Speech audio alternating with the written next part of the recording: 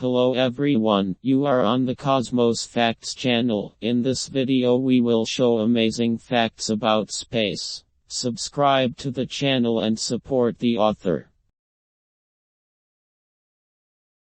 On Earth, matter is usually in one of three states: solid, liquid, or gas.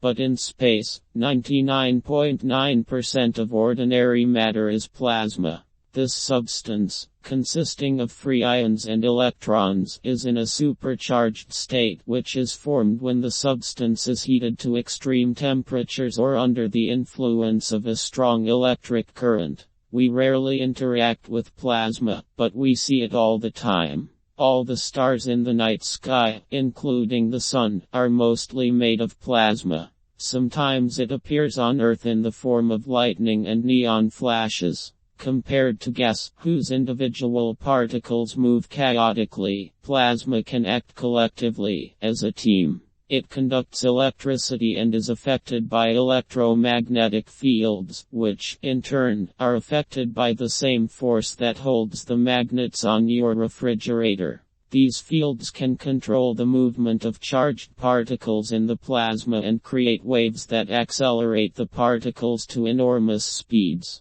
Space is filled with such invisible magnetic fields that form plasma pathways. The magnetic field around Earth, which keeps the compass pointing north, directs the plasma through space around our planet. The Sun's magnetic fields cause flares and eruptions of plasma known as the solar wind. It can trigger such energetic processes as auroras and space weather, which under certain conditions can damage satellites and telecommunication.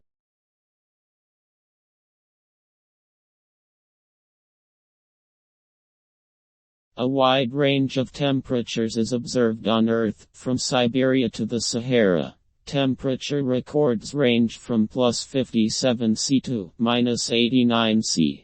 But what we consider extreme on Earth is average in space. On planets without an atmosphere, day and night temperatures fluctuate dramatically. For example, on Mercury during the day it is about +449°C, and the night temperature drops to -171°C. Some spacecraft experience fluctuations of up to 33°C between sunlit and shadowed sides. NASA's Parker Solar Probe encountered a difference of more than 2,000 degrees at the point of maximum approach to the Sun. The satellites and instruments that NASA sends into space are designed to withstand these extremes. NASA's Solar Dynamics Observatory is in direct sunlight most of the time, but several times a year its orbit passes into Earth's shadow. During this period, also known as an eclipse, the temperature of the observatory's sun-facing solar panels drops by 158°C.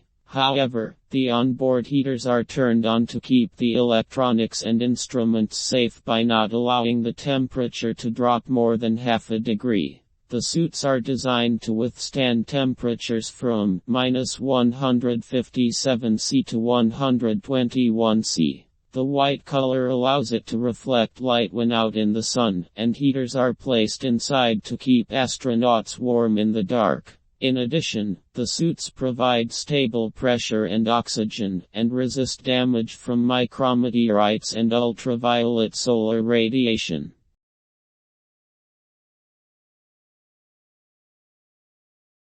In the core of the Sun, hydrogen turns into helium.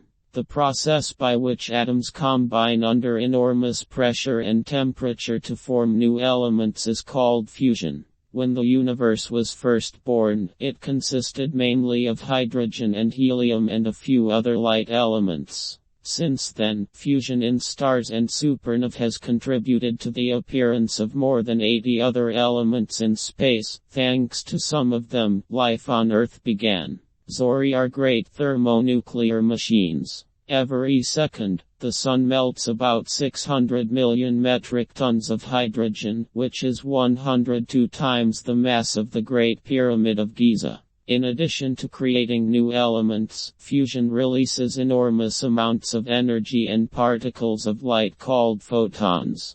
They take almost 250,000 years to travel 700,000 km from the solar core and reach the visible surface of the Sun. After this, light needs only 8 minutes to overcome 150 million km and reach the Earth. Fission, the opposite nuclear reaction that splits heavy elements into smaller ones, was first demonstrated in laboratories in the 1930s and is used in nuclear power plants today. The energy released during fission can cause cataclysm. However, for a given amount of mass, several times less energy is produced than during fusion. So far, scientists have not yet figured out how to control plasma to produce energy from fusion reactions.